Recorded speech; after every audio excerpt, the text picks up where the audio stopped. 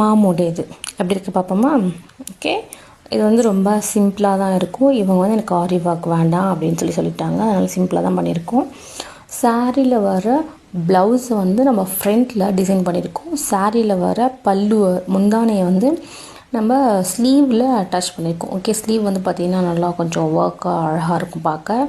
பேக்கில் வந்து சிம்பிளாக ஒரு boat neck lace work. Okay, rope வந்து அழகாக டேசல்ஸ் வச்சு ஃபினிஷ் பண்ணியாச்சு.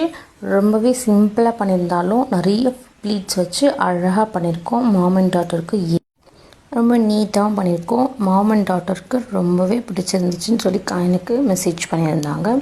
ஓகே, ஃப்ரண்ட்டில் வந்து என்ன பண்ணியிருக்கேன்னா லேஸ் ஒர்க் அங்கங்கே அந்த பார்டர்ஸில் வந்து வர டிசைன்ஸில் ஒரு சின்ன சின்ன ஸ்டோன்ஸ் வந்து ஒட்டி ஃபினிஷ் பண்ணியாச்சு.